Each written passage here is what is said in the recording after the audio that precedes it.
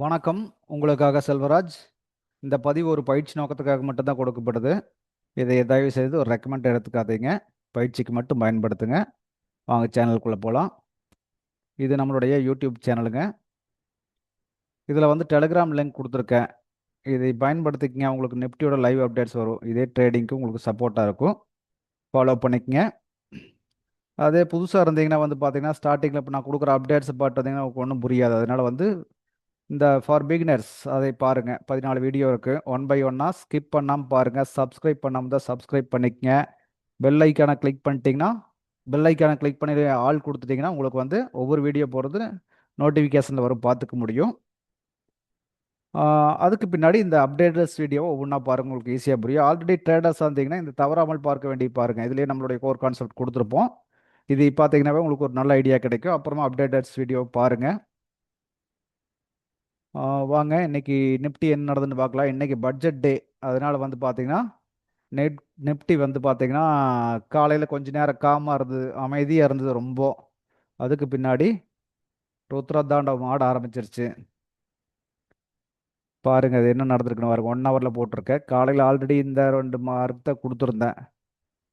Support ஒன்று, resistance ஒன்று கொடுத்துருந்தேன். இந்த சப்போர்ட்டெல்லாம் உடச்சிட்டு கீழே வந்துட்டான். இப்போ இது சப்போர்ட்டாக மாறி இருக்குது.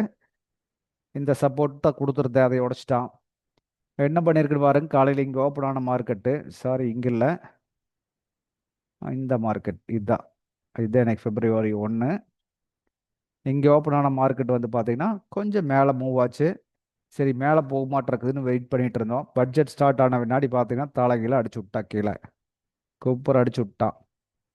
சரிங்களா? இப்போ பட்ஜெட்டில் ப்ளஸ்ஸா மைனஸ் அதெல்லாம் வேற மேட்ரு. முதலீட்டாளர்களுக்கு பெரிய நம்பிக்கை இல்லை அப்படிங்கிற மாதிரி ஏதோ ஒன்று நடந்துருங்காட்டி தான் ஆட்டோமேட்டிக்காக மார்க்கெட் கீழே வந்துருச்சு. பெரிய நெகட்டிவ் நியூஸிங்கான பாசிட்டிவ் நியூஸிங்கான, பட் வந்து மார்க்கெட் கீழே விட்டுட்டான். ஒன்று அடுத்தது ஒரு எதிர்பார்ப்பு இருக்குது, நல்லா மேலே போகணும் எதிர்பார்ப்பு இருக்கும்போது அந்த எதிர்பார்ப்புக்கு உண்டான தகவல் இல்லைங்கும் போது ஆட்டோமேட்டிக்காக கீழே போயிருக்கலாம். அப்படி நடந்திருக்கும். அது என்ன நடந்தால் நடந்துட்டு போச்சு. ஆனால் நம்மளுக்கு வந்து பார்த்தீங்கன்னா நம்மளுக்கு ஒரு ரேஞ்சு தாண்டி எதுவும் நடக்கிறதில்ல. பாருங்கள், இந்த சப்போர்ட் விட்டாச்சு. இது ஒரு பக்காவான சப்போர்ட்டு. இந்த சப்போர்ட்டையும் பிரேக் பண்ணிட்டான். பிரேக் பண்ண அடுத்த சப்போர்ட் எது வரைக்கும் வருவான்னு பார்த்தீங்கன்னா இந்த இடத்துல. இந்த இடம் என்ன அப்படின்னு பார்த்தீங்கன்னா இதை வந்து அப்படியே ஸ்க்ரோல் பண்ணி பார்ப்போம். பாருங்கள், இது கொஞ்சம் டைம் ஃப்ரேம் பெருசு பண்ணிக்கலாம். ம் இப்போ வந்து பார்த்தீங்கன்னா இது பிரேக் ஆச்சுன்னா அடுத்தது வந்து பார்த்தீங்கன்னா இந்த ஒரு பாயிண்ட் இருக்குது. இந்த பாயிண்ட் அதான் வந்து ஆல்ரெடி பாருங்கள் இதெல்லாம் கனெக்ட் ஆகுது பார்த்தீங்கன்னா இந்த பாயிண்ட். அது இந்த பாயிண்ட் தான் வந்து ஆல்ரெடி திரும்பி போன இடம். இப்போ இது ஒரு சப்போர்ட் ஜோன் தான். அந்த சப்போர்ட்டெல்லாம் உடச்சி பின்னாடி கீழே உடச்சிட்டா அப்படிங்கும்போது அடுத்த சப்போர்ட் நம்ம ட்ராக் பண்ணி வச்சுட்டோம்.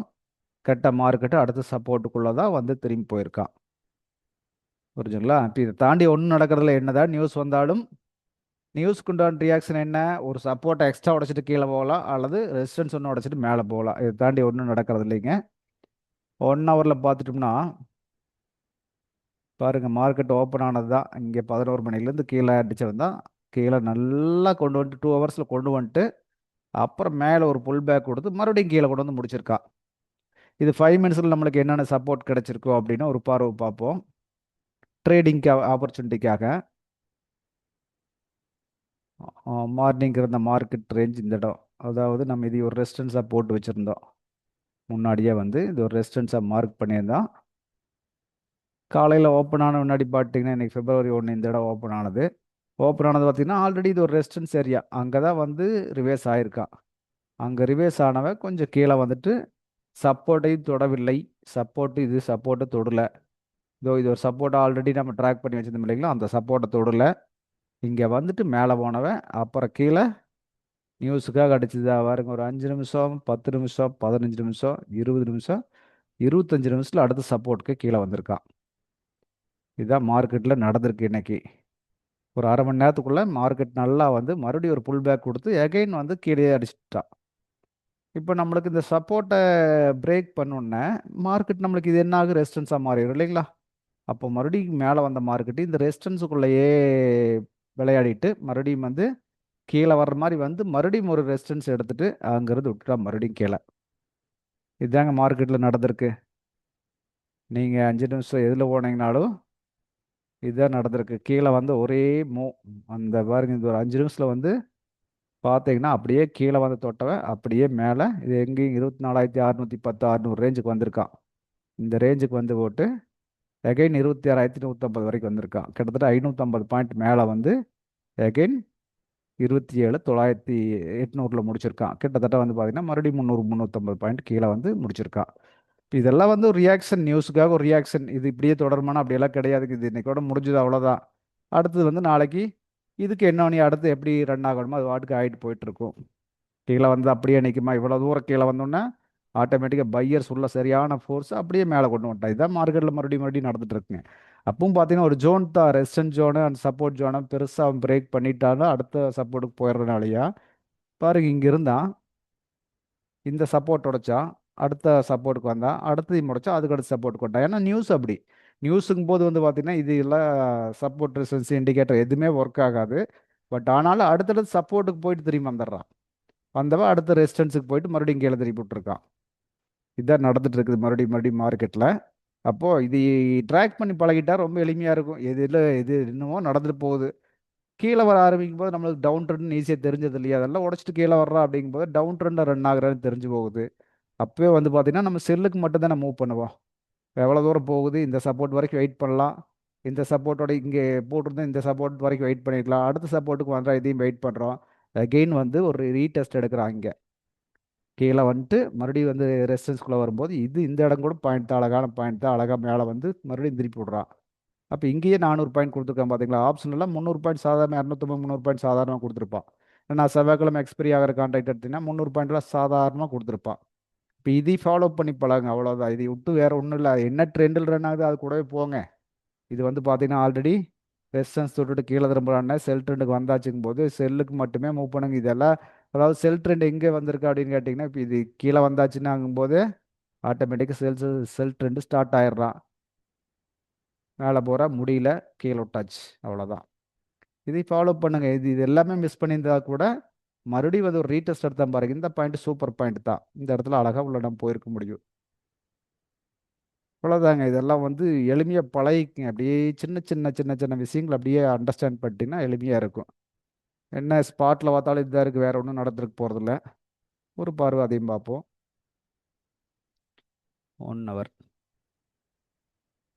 அதே தான் நடந்திருக்கா, வேறு நடந்திருக்கா? வேறு 1 ஹவரில் பார்த்தீங்கன்னா இதோ முன்னாடி இருந்த சப்போர்ட்டு அதுதான் வந்து டெஸ்ட் பண்ணிட்டு மறுபடியும் திரும்பி போயிருக்கா. அடுத்தது இது பிரேக் பண்ணியிருந்தால் நம்ம அடுத்து இந்த சப்போர்ட் போட்டிருப்போம். பட் அது வரைக்கும் வேலை கொடுக்கல. அதுக்கு முன்னாடி சப்போர்ட்லேயே ரிவர்ஸ் ஆகிட்டா. இதுவும் அதே தான் நடந்திருக்கு பாருங்கள். 1 ஹவரில் வேறு ஒன்றும் இல்லை. இதுதான் கரெக்டாக ட்ராக் பண்ணி பண்ணிங்கன்னா இதெல்லாம் ரெசிஸ்டன்ஸாக இருந்தது. ஏன்னா நேற்று மார்க்கெட் வந்து ஆக்சுவலாக இங்கே க்ளோஸ் ஆகிருந்தது. அப்போ நாம் என்ன பண்ணியிருப்போம், இது ரெசிஸ்டன்ஸாக இது சப்போர்ட்டாக போட்டு வச்சுருந்துருப்போம். அந்த சப்போர்ட்டை பிரேக் பண்ணால் அடுத்த சப்போர்ட் இதையும் பிரேக் பண்ணிட்டா, உடச்சிட்டா. அடுத்து சப்போர்ட் பிடிக்கிறோம், அடுத்த சப்போர்ட் இங்கே இங்கே வந்து போட்டு திரும்பி ஓடிட்டா. மேடம் எவ்வளோ தூரம் போயிருக்கானு வரும், போயிட்டு கீழே. இதெல்லாம் தாங்க இந்த சிம்பிளாக பழகிட்டிங்கன்னா ரொம்ப எளிமையாக இருக்கும். மார்க்கெட்டு நியூஸுக்காக ரன் ஆகுதா, மார்க்கெட்டுக்காக நியூஸ் வருதானா தெரியாது. ஆனால் அது இப்படி தான் ரன் ஆகுது. என்ன நடக்குதோ இதை தாண்டி ஒன்றும் போகிறதில்ல. இது வரைக்கும் இந்த ரெசிஸ்டன்ஸ் வரைக்கும் வந்து போட்டு அதை ட்ரை பண்ணி மறுபடியும் கீழே வந்திருக்கான். நாளைக்கு என்ன நடக்கும், நாளைக்கு என்ன வேணாலும் நடந்துட்டு போகுது, நாளைக்கு பார்ப்போங்க. ஏன் இன்னைக்கு ரிஸ்க் எடுக்கணும்? அடுத்து மார்க்கெட்டு ரன் ஆகும்போது அது கூடவே ட்ராவல் பண்ணி பழகிட்டா போதுங்க. நாளைக்கு என்ன நடக்குது, நாளைக்கு என்ன நடக்குது நாம் தெரிஞ்சு என்ன பண்ண போகிறோம்? ஒன்றுமே வேண்டியது இல்லைங்க. இது கூட ட்ராவல் பண்ணி பழகுங்க. இதுலேயே வந்து தெளிவாக நம்ம வந்து காசு பண்ண முடியும். இதே வந்து பார்த்திங்கன்னா இது ஒரு சப்போர்ட்டு, நாளைக்கு வந்து இந்த சப்போர்ட்டை தொட்டுட்டு போகலாம், அல்லது ஒரு கேப் அப்பில் கூட ஆகி இப்படியே மூவ் ஆகலாம். மறுபடியும் கீழே வருவேனாலும் நினைக்காதீங்க. மார்க்கெட் ஒரு நியூஸ்க்காக கீழே ரியாக்ட் பண்ணிட்டான், இனி மேலே போகிறதுக்கு வாய்ப்பு இருக்குது, வந்தாலும் இங்கே வரலாம், அவ்வளோதான். தாண்டியெல்லாம் பெருசாக ஒன்றும் நடக்கிறது இல்லைங்க. மார்க்கெட்டு இது இப்படி பாருங்கள், இந்த பார்வையில் பாருங்கள். மார்க்கெட்டு கூடவே ட்ராவல் பண்ணி பழகிக்குங்க. என்ன எனி டைம் உள்ள உட்காந்துருக்க வேண்டாம். மார்க்கெட்டில் வந்து அழகாக ஒரு ஆப்பர்ச்சுனிட்டி கிடைக்கும் போது இன்னும் 2 ஆப்பர்ச்சுனிட்டி பிடிச்சி பழகிக்குங்க. அதோடு நிறுத்திக்கங்க. அடுத்த நாள் பார்ப்போம், ஃப்ரெஷ்ஷாக பார்ப்போம்.